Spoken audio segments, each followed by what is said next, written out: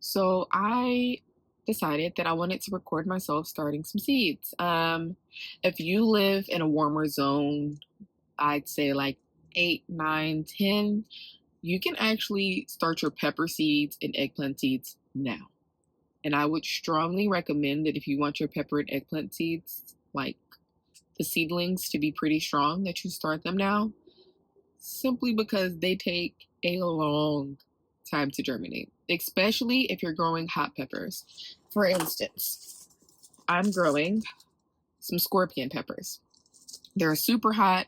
They're known to be really spicy, but one of the downfalls of the spicier the pepper is it takes so much longer for it to germinate. That's just the luck of the draw with those, and it is what it is with them. So in this video that you're going to be seeing, you're going to just see the aspects of being a small business owner that some people just don't show. Me having to go and order seeds, me realizing, oh crap, I don't have enough of this seed, let me go order more. And then going, oh, while I'm on this site, let me just go order all the other seeds that I need. Me going and saying, hey, I need to order these things off Amazon for my baking side of my business. You're going to see all of that.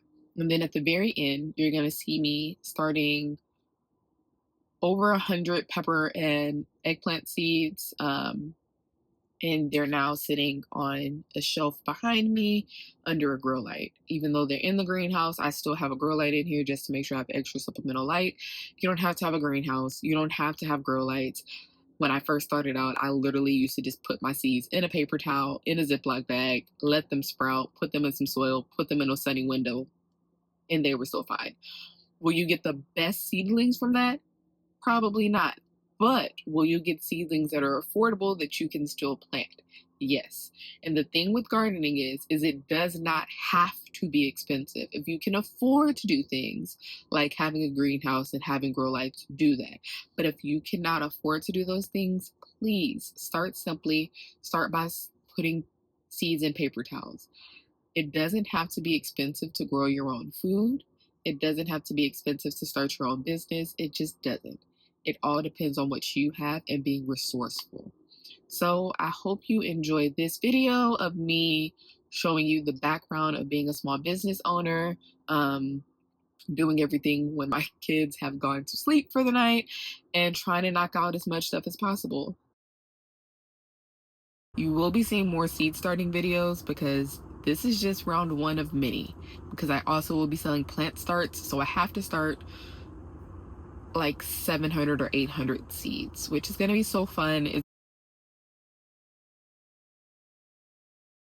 be great. I'm going to be able to sell these to my community and sell them for a very reasonable price. I'm only going to be selling them for between $6 and $12 for a starts, $6 for 6 packs, $2 for bigger plants.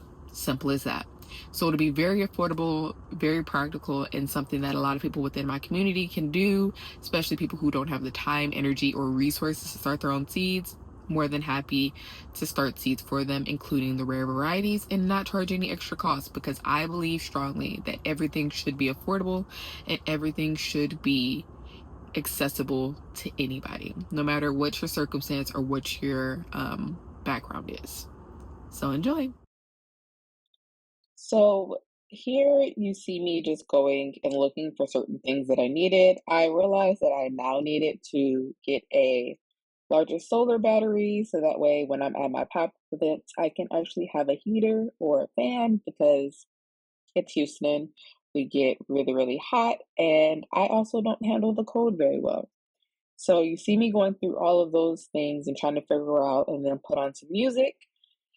And after I put on some music, I decided, okay, let's start these seeds, take a little break, which didn't last long.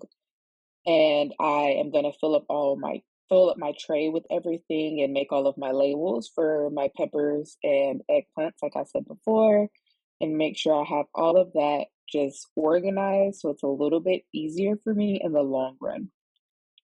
One thing that I will say when it comes to seed starting is you need to be organized. You need to know what you're starting, how many you're starting. If you're going to be selling plants, how many are you going to keep and how many are you going to sell? because you always want to start more seeds than you think you're going to need to sell and or keep for yourself, simply because some things just are going to die, some things just won't germinate well, and it's just always good to have more than enough than not enough. Another thing with seed starting is you want to make sure that whatever mixture you're using is light and fluffy. If you could see in this video, there's no twigs, sticks, or anything within the soil that I'm using for starting my seeds, because these seeds, especially the peppers and the eggplants, are tiny. So if we are using anything that's going to inhibit them, it's not going to work out well. And then you see me realize, oh no, I'm out of one of my favorite seeds, which is the Sugar Rush Peach Pepper. And at that point, I was on the hunt and I could not find it at a site that I like, because I've started shopping at only certain sites. So I was hunting and hunting and hunting. And then I just so happened to remember while I was on Am I Gardener's website that I needed to order some other things, like some edible flowers and some more carrot seeds, because I'm running low on those. So I decided to grab them because his prices are just really, really affordable. If you haven't checked them out, make sure you do. The seed packs are like $2. And then I also wanted to grab some more bare root strawberry plants because my kids and I love strawberries. So it doesn't hurt to buy a couple extra of those.